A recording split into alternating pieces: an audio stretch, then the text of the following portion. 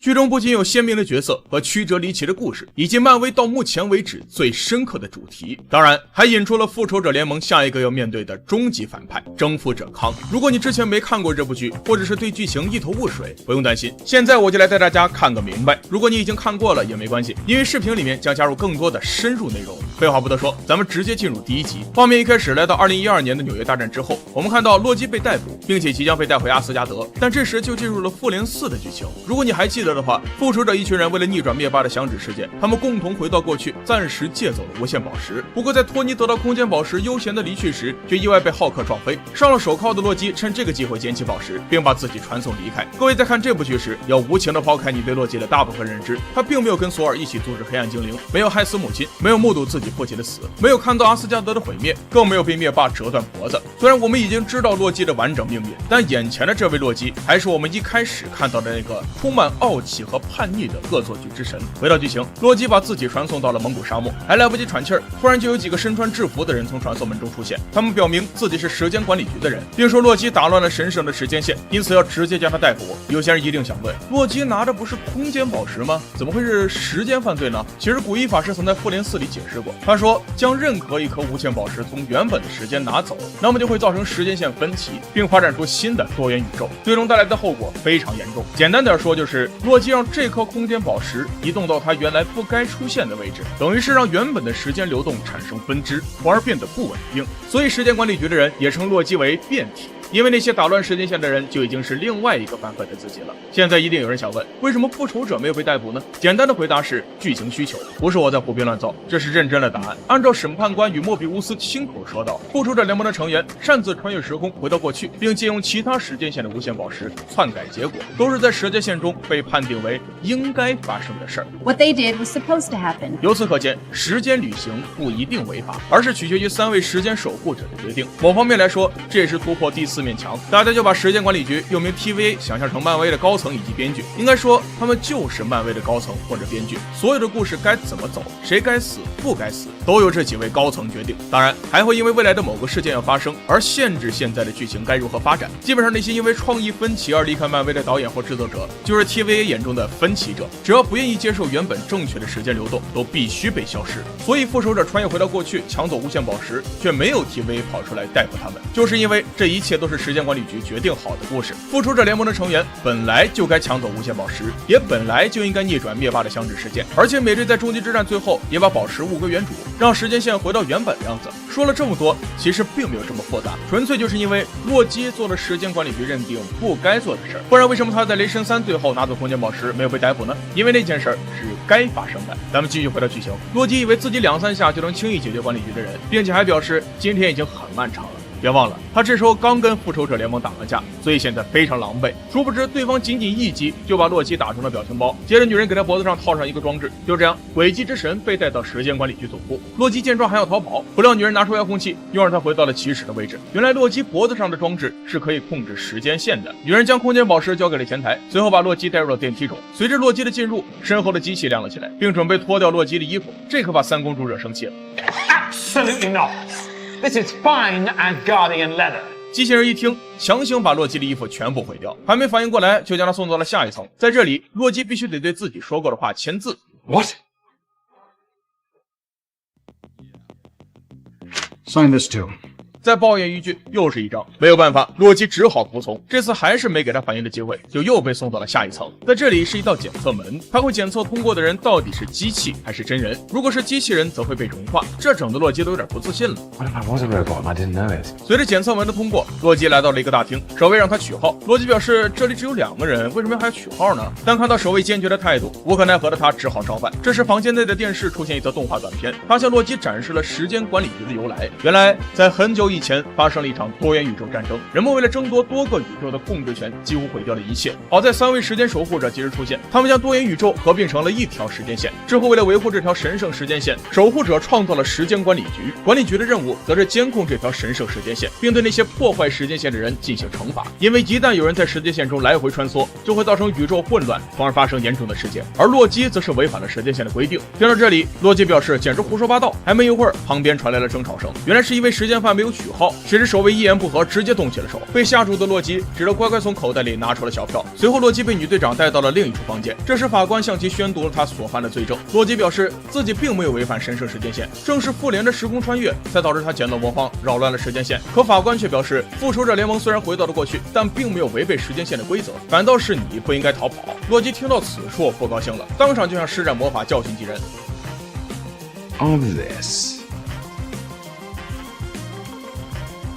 此刻场面极其尴尬，原来在时间管理局，任何法力都没有作用。随后法官一锤落下，宣判洛基即将被重置。就在洛基还在疑惑重置到底是什么意思时，一个名叫莫比乌斯的探员出现，把他救了下来。随后莫比乌斯带着洛基来到了时间放映室，并表示自己因为某些特殊原因需要他的帮助，如果表现过于良好，会考虑对其从轻发落。接着又播放了一些洛基以前的画面，莫比乌斯以为他看到这些屡战屡败的画面，就想要改变命运，完成自我救赎。然而洛基却拒绝了他。无奈之下，莫比乌斯将洛基未来间接害死养母的事情放了出来。此时此刻，洛基满脸不可置信，他愤怒地认为这是管理局将母亲囚禁了起来。于是莫比乌斯认真地告诉他，这才是正常发展的时间线。看着屏幕上的复仇者联盟，洛基陷入了沉思。就在这时，一个守卫将莫比乌斯喊了出去，可等他再回来，洛基却不见了踪影。原来在两人谈话中，洛基偷走了遥控器，并且他还顺利地逃了出来。随后洛基看到了拿走宇宙魔方的前台，在他的威胁下，男人打开抽屉，将魔方拿给了他。然而下一秒，洛基就觉得宇宙魔方不香了。What?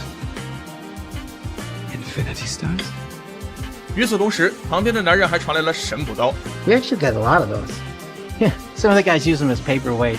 这也深深震撼到了洛基，他不禁走到前面感叹道 Is this the greatest power in the universe? 就在这时，有人带队闯了进来。洛基见状，直接按下了遥控器，并回到了时间放映厅。闲来无事的他选择继续查看自己的录像，看着躺在地上的母亲，他眼含泪水；看着父亲离去，他泪流满面；看到哥哥说“你对我很重要”时，他笑了。随后看到灭霸掐断自己的脖子时，洛基感到一股窒息感向其袭来。此刻录像带播放完毕，而洛基的一生也走到了尽头，他不禁自嘲地笑了起来。这时女队长已经来到了身后，洛基二话不说走上去就与其扭打在一起。虽然力量敌不过，可脑子毕竟好用，于是他将自己的时间控制器套在了女人的脖子上，并接着按下遥控器，将所有的怒火全部发泄了出来。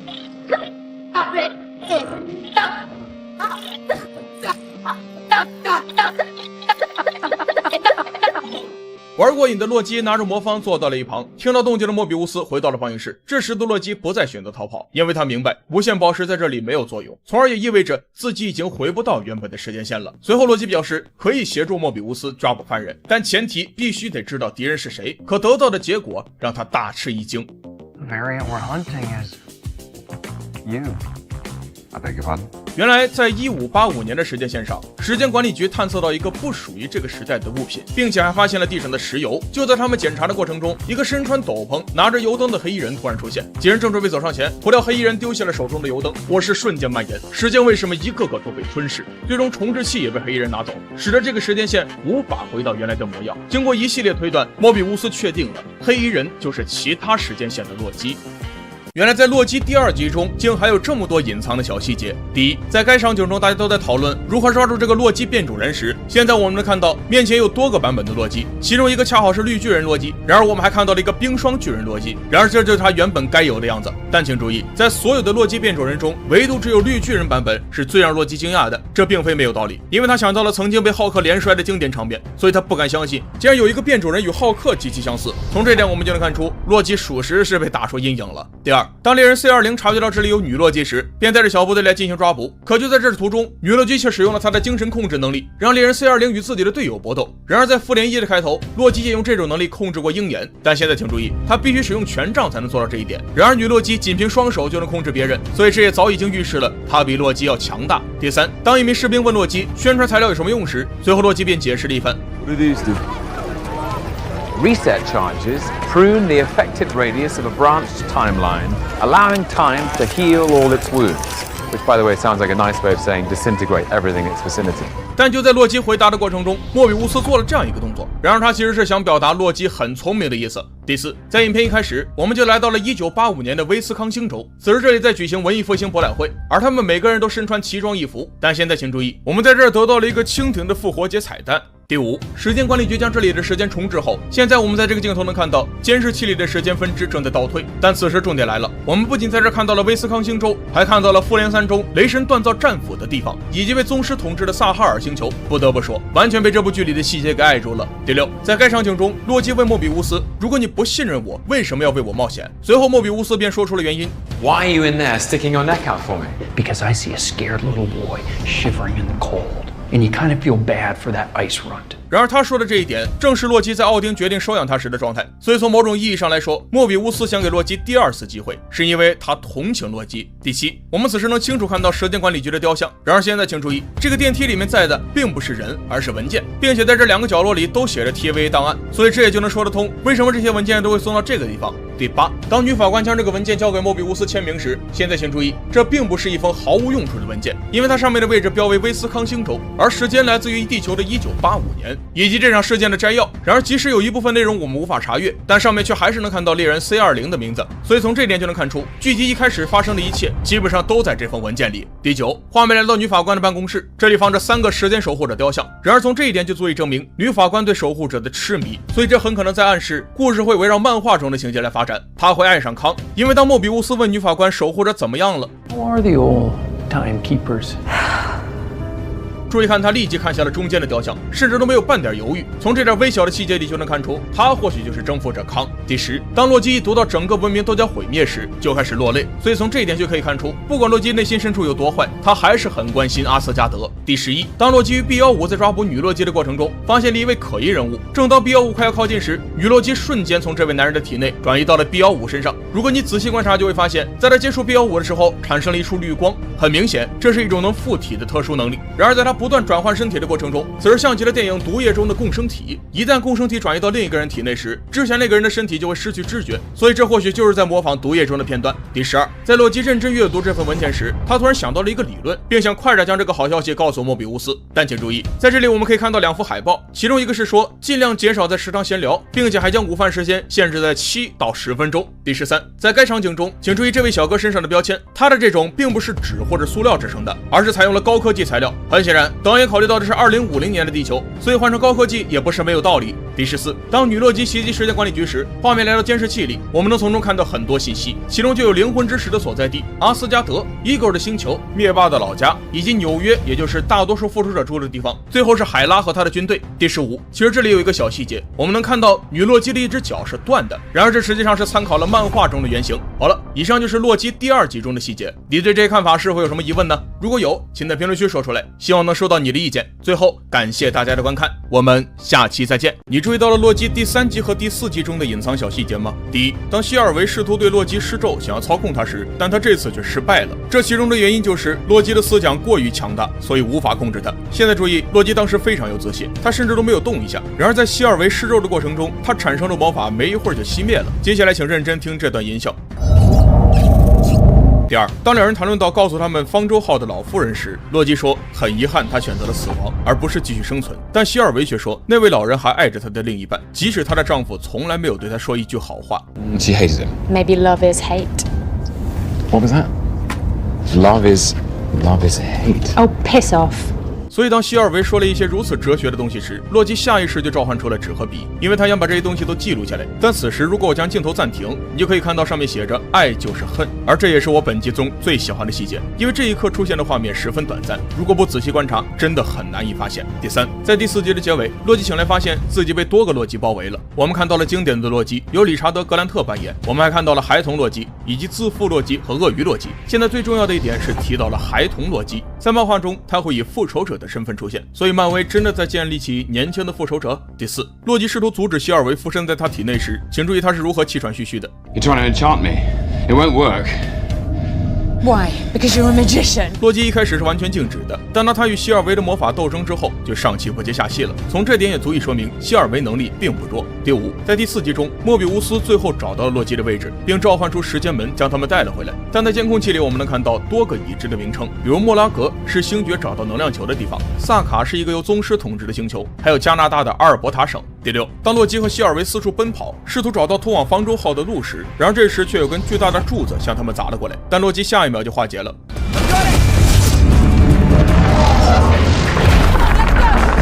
这种实力不就是逆转时间吗？洛基是如何做到的呢？这或许是他之前在 TVA 里看到了一堆原石，随后拿走了1-2个，并用魔法把它藏了起来。但我不认为这个理论站得住脚，主要是因为如果他做了这样的事，他必须在 TVA 内部使用魔法来隐藏原石。可我们都知道，在 TVA 里没有任何魔法能起到作用。但到目前为止，洛基确实是使用了时间石。第7，这是最重要的时刻之一。当莫比乌斯被修剪时，现在请注意洛基的反应，他尖叫着，我们可以清楚地看到他脸上的痛苦。所以这个分支在时间线上只是洛基的情感，他现在会为其他人感到同情。第8，女法官带着洛基和希尔维乘坐电梯去见技师员的路上，途中希尔维问女法官他的关联事件是什么，然而女法官却回答说不记得，要不他在撒谎不想透露真相，要么他真的不记得了。因为抓小时候的女洛基已经过去了很久，如果要记住他逮捕的每一个变种人，那确实有点困难。第9，洛基正要向希尔维表白时，突然被女法官修剪掉了。说实话，这是这部剧中最出乎意料的场景之一。这个场景很像洛基在复联1中杀死菲尔科尔森的场景，以及旺达幻视里幻视瓦解的画面。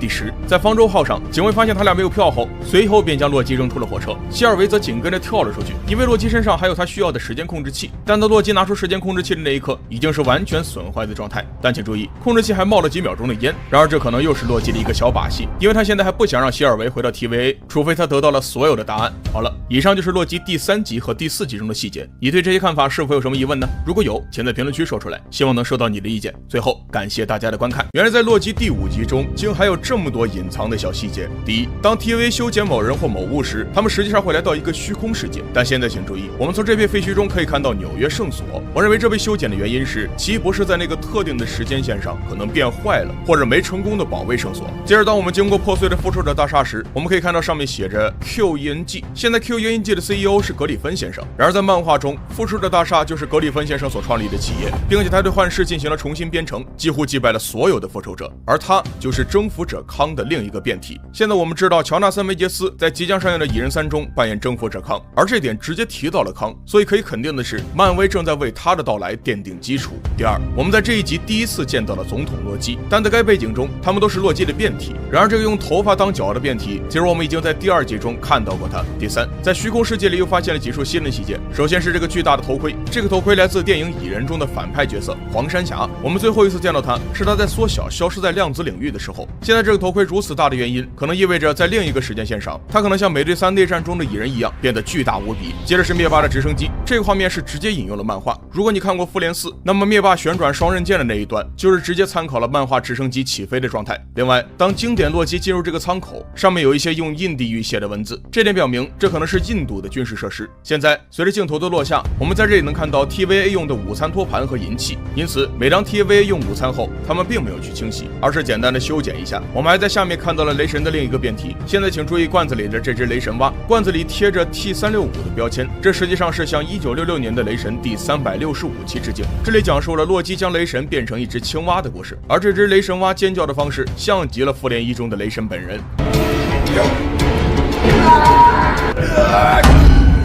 第4，我们在该场景能看到银河护卫队1里罗南的飞船，接着一团云雾，也就是 Alias 快要接近希尔维和洛基时，现在你可以清楚地看到生命法庭的巨大头部雕像。在漫画中，生命法庭的目的是保持多元宇宙的平衡。第5，当经典洛基为了能让洛基和希尔维成功附魔云雾 Alias 时，他故意创造出一个阿斯加德拖延时间，而经典洛基最终也被 Alias 杀死了。但请注意，就在他死前，他的斗篷已经开始瓦解了，所以即使云雾 Alias 在远处，他仍然会影响到经典洛基。可见 Alias 有多强大。第6，当经典洛基决定留下来帮助他们时，现在请注意，他身后可以看到来自美队2的天空母舰。然而这艘母舰并不是神盾局的标志，而是九头蛇的标志。所以在这条时间线上，美国队长未能阻止九头蛇的轨迹。第7，当经典洛基施法投射每个人的投影时，现在请注意，在投影中，孩童洛基将鳄鱼洛基扔在了总统洛基身上，所以即使在投影期间，总统洛基还一直与假鳄鱼洛基打斗。第8，在进入舱口内部时，我们发现里面是一个保龄球馆，但现在请注意，鳄鱼洛基此时在这里爬行。第9，我们在这个场景能看到洛基身旁围绕着许多变体洛基，但现在请注意洛基站起来的方式，这个镜头在预告片中出现过，但背景却截然不同。我们可以看到变种人洛基都被移除了。第10，当经典洛基坐在椅子上后，我们从背景中可以看到一个游戏盒，但据报道称玩过的玩家都莫名消失了。然后我们来到鳄鱼洛基这里，在这可以看到一本书，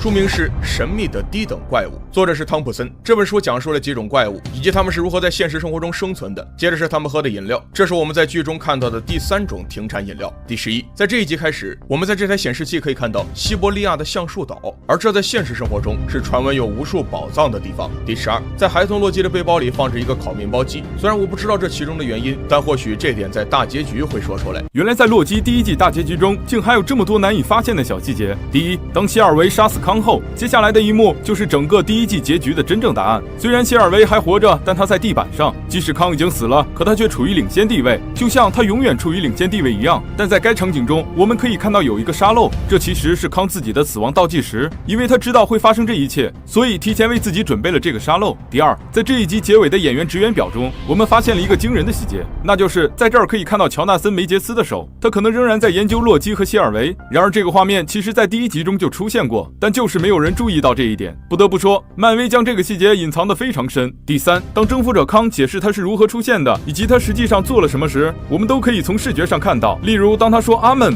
全息人物也变为了祈祷的姿势。所以在整个视觉效果中，无论 TVA 有什么高科技技术，他们都是从康本人那里得到的，比如时间之门、重置器以及修剪的警棍，这一切最初都是来自于康的发明。第四，当康将时间扭曲器从他手中拿下来时，现在请注意，在他的手上有一个圆圈印，这一点也说明他戴了很久。不得不说，这是一处很好的细节。第五，在2018年学校里，我们得到了一个蜘蛛侠的复活节彩蛋，尽管地点是在俄亥俄州。举例来说，这里谈到了最近的返校活动以及一张海报，上面写着老虎的精神，而这点其实在蜘蛛侠英雄归来中经常看到。而彼得·帕克的绰号实际上是老虎，因为这是玛丽简给他取的。Go get him, Tiger.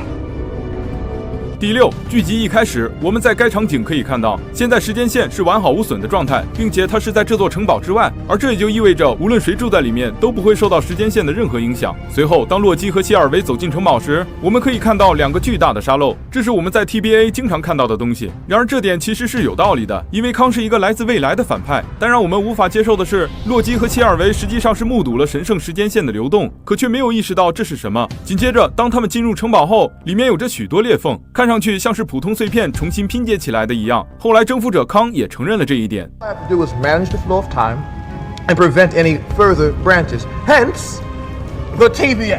第7，我们在这个场景看到了2个巨大的雕像，然而奇怪的是，他们的脸却是时钟制成，恰巧分钟女士的脸也是个时钟，所以这点就足以表明征服者康创造的一切看起来就像一个时钟或时间的流动。但现在请注意，每当分钟女士出现的时候，她似乎都是站在某种全息地板上。随后我们将画面切换到 TVA， 我们在这里又看到了她。然而从女法官与她的对话就能听出，分钟女士不能同时出现在2个地方。 What took you so long? Sorry, some things had to get worked out. But I'm downloading the files you need now. 第8，当洛基和谢尔维进入宫殿后，注意洛基只说了存留者，而谢尔维却说存在不了多久。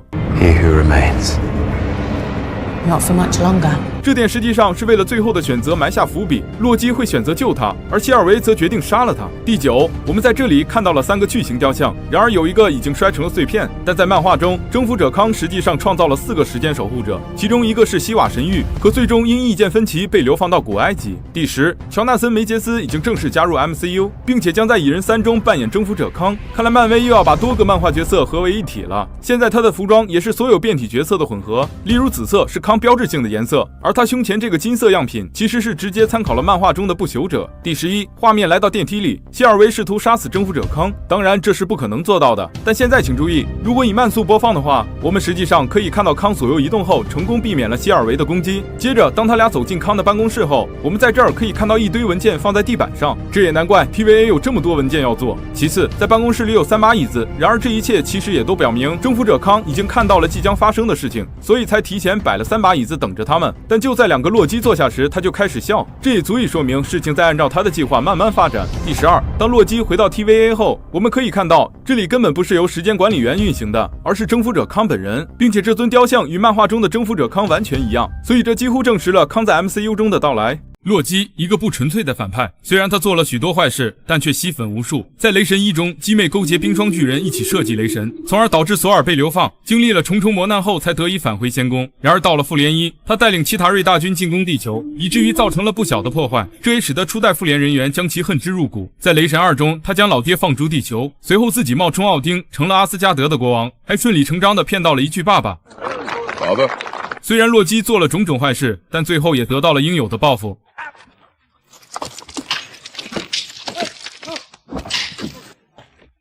他时常捉弄和偷袭雷神，但雷神却一直把他当作亲弟弟看待，因为洛基本是冰霜巨人劳菲的儿子。当年奥丁虽然打败了劳菲，但为了长久的和平，他收养了洛基，并且希望洛基能成为双方维持和平的关键。在小时候，奥丁曾对索尔和洛基说 Only one of you can ascend to the throne, but both of you were born to be kings.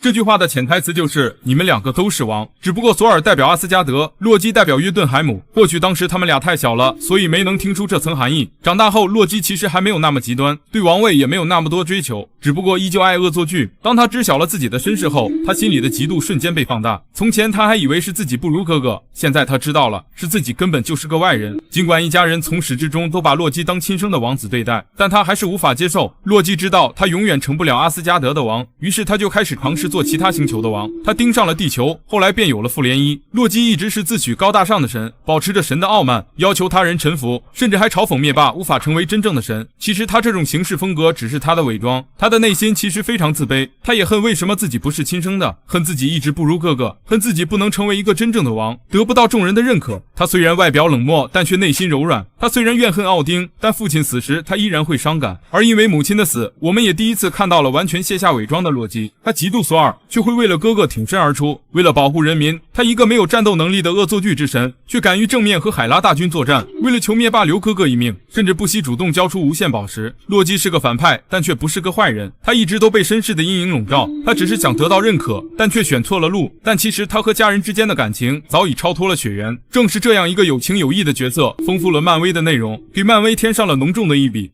盘点洛基第2季第1集中隐藏的那些小细节。细节1，我们再仔细分析一下 TVA 的 logo 图案。从整体看的话，能发现整个图案非常像一个星球，这些纵横的线条分别代表着经度和纬度，而图案的中心则是极点。另外，在这个中心图案的周围有一圈格子，刚好是12个，代表的则是时钟上的12个刻度。综合起来解读的意思就是，极点的 TVA 管理者已经在时间和空间2个维度上掌控了全宇宙。细节2，在众人刚进入战情室的镜头中，有着一个小穿帮，那就是这个全景镜头中，我们可以明显的看到这2个雕塑是一样的，但随着剧情的发展，我们能看到这2个雕塑都变成了前面椅子所坐之人的样貌。以我对漫威的了解以及这部剧的调性来看，这么明显的穿帮很可能是制作组有意为之，而造成这一变化的正是由于洛基的穿越会对未来造成即时影响。细节3，在战情室中摆放的这张三角长桌，如果我们仔细看的话，就能发现它的材质竟和时间尽头的康的城堡的材料是一样的。最明显的特征就是这种材质上有着天然的黄色花纹。细节4，大法官甘博其实是个残障人士，他的座椅也是残疾人专用座椅，在座椅上我们就能看到调节座椅的控制感。细节5，在上期的解析视频中，我们提到莫比乌斯看到这幅画的时候很震惊，像是第一次看到这幅画一样。当时我推测这幅画可能是洛基后来换上去的，但在我又重新观看一遍洛基第1季之后，发现这幅画其实早在洛基刚被抓来时就已经在 TVA 中存在了。莫比乌斯也应该见过这幅画，他惊讶的应该是这幅画的位置发生了变化，在之前这些画是摆在法厅内，而现在则是摆在了过道上。细节6，在电梯内，洛基发生了一次时间溜脱现象，之后又立马回到了现在。这里需要注意的就是在溜脱之前他的发型还是整齐的，在溜脱回来之后发型就变得非常凌乱了，这应该是在他这段穿越的途中发生了某些让他十分狼狈的事。细节7，在过去的维修部内，我们很明显能看到门口有着一台自动售货机，而这台售货机只可能是给外来访客使用的，因为 OB 繁忙的工作让他根本没有时间停下来休息。后来可能是因为维修部很少有人来，售货机的使用频率太低，在现在的时间点中我们就看不到这台售货机了，但其实这台售货机并没有被撤走，而是摆放在了一个不起眼的位置。细节8，在 OB 身后摆放的大量杂物里，我们能看到其中有一个巨大的甜筒冰激凌摆件，这可能也是漫威为了麦当劳而添加的一个小彩蛋。细节9，洛基的穿越会对未来造成即时影响，制作组为了体现这种影响细节到了什么地步呢？在这个镜头中， OB 因为洛基的穿越想起来自己曾经在 TVA 中见过时间溜脱现象。 Never seen anything close to that happen before. Wait. No. There was one time. 这时他的左手边还是空无一物，但在切了一下镜头之后， That guy that was here, what was his name? Loki? Yeah. A long time ago, he came to me complaining about time slipping. 我们就能看到露出来的时间写取器了。细节10，在第1集中，我们经常能看到 TVA 中出现电压不稳的现象，官方将这种现象叫做电涌。第一次发生在凯西和洛基去找莫比乌斯的路上，第2次发生在莫比乌斯和 B15去战情室的路上，第3次发生在洛基和莫比乌斯从电梯内出来时，第4次发生在众人前往时间引力机房的路上，第5次发生在洛基穿越去了未来后。这几次电涌的出现都有一个共同点，那就是都发生在洛基出现时间溜脱现象后。虽说我们并没有看到洛基的每次溜脱都会带带来电影现象，但这并不能否认这两者之间有着某种联系。而 OB 在剧中对此电影现象的解释为时间线出现了新的分支。So the timeline is branching now? I bet that's what's causing the power surges. And maybe your time slipping. Really? How? The branching's overloading the temporal loop. 可是我们看到洛基溜脱后的穿越都是发生在 TVA 内，又怎么会诞生出新的分支呢？可见关于 TVA 还有着更多的谜团等待着被揭开。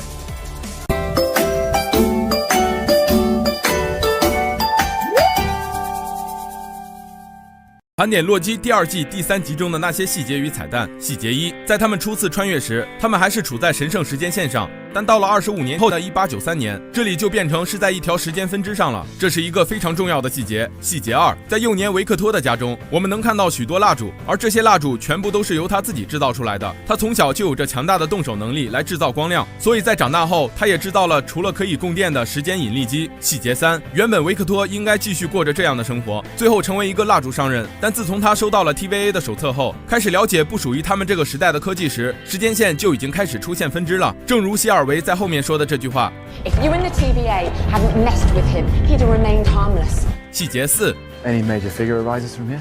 洛基说的没错，这里就是一切的起点。他们背后的这扇窗户正是维克托家的窗户，说不定此时的他还在读罗斯雷尔丢进来的 TVA 手册。细节5，在博览会的中心有着一架摩天轮，而这就是全世界第一的摩天轮。透过这个摩天轮，我们还能看见远方的共和国雕像。细节6，在刚来到世界博览会时，莫比乌斯说出了一串名字：白色之城、爱迪生、H.H. 福尔摩斯。现在我们就来分别解释一下这些名字。首先，白色之城很好理解，这个名字的由来是因为在当年芝加哥的各种建筑均为白色，因此被称作白色之城。而说到爱迪生，就不得不提到他一直所坚持的直流电。在当年，所有人都在用着直流电。后来，一位叫尼古拉·特斯拉的年轻人发明了世界上第一台交感电机。这个发明严重打击了爱迪生的直流电市场，进而开始了著名的电流大战。之后还进行了一系列的商战，具体过程感兴趣的小伙伴可以自行去了解。后来到了1893年，芝加哥举办了世界博览会，特斯拉用交流电点亮了整个会场。在这场没有硝烟的战争中，特斯拉完胜了爱迪生。从此以后，交流电变成了世界上的主流。最后我们再说说这个福尔摩斯，此福尔摩斯非彼福尔摩斯，另一个福尔摩斯是全世界著名的侦探，而这个福尔摩斯却是个极度凶恶的杀人犯。他是美国历史上第一个被认定的连环杀手。在1886年，他从一家药店买下了一块空地，建造了一栋3层的综合性建筑，1楼为药店，2楼和3楼是有着100多个房间的公寓。他声称将为即将举行的芝加哥博览会的参观者提供廉价的住所，可实际上是为了把人骗到这间迷宫里虐杀。在审讯时，他自己承认的有27起谋杀案，但至今没人知道他在这儿一共杀害了多少人。细节7，莫比乌斯买了一份报纸，在报纸上我们可以看到头条新闻就是时间小姐在这里出没。在报纸的右侧，我们还可以看到上面我们所说的连环杀人犯为自己所打的广告。而亮点还不在这儿，就在这则致命广告的下方还有着人寿保险的广告，只能说他人还怪好的嘞，在你被骗进酒店前还让你买份保险止损。细节8，洛基和莫比乌斯闲逛时还发现了奥丁和索尔的彩蛋，其中还有一个名字叫巴德尔，他其实也是北欧神话中的一个神明，也是索尔的兄弟。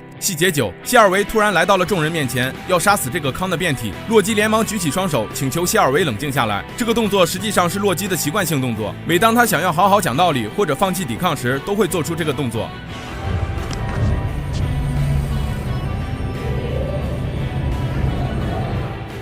而演技精湛的抖森在饰演这么多年洛基之后，也还保留着一些其他的习惯性动作，就比如这个搓手的动作。每当你分不清眼前的洛基是真是假的时候，你就可以根据这个动作判断。甚至洛基在变身成其他样子时，也会下意识地做出这个动作。细节10，在这一集中，时间小姐无疑是给人带来最大惊喜的那一个。毕竟谁也不会想到一个虚拟 AI 竟也有这么病娇的一面。在此前，我们都认为时间小姐可能只是一个高级点的智能 AI 助手，可直到今天我才发现，她原来比我们想象中的还要强大。首先，它的功能丰富强大，这是显而易见的。其次就是关于它的形态方面，既能回到屏幕里表现为2维形态，又能直接在人眼前呈现出3维形态。而且我们注意，在它呈现3维形态时是有实体的，在它发怒变大时，我们就能看到它扬起的灰尘。细节11，维克托和罗斯雷尔2人，或者说3人，登上了游轮，而导演也是将游轮的名字展示给了我们，克伦号。这可能是在对凯特·赫伦的致敬，正是他导演了洛基第1季，并设定了洛基剧集的大致风格，为我们带来了如此优秀的作品。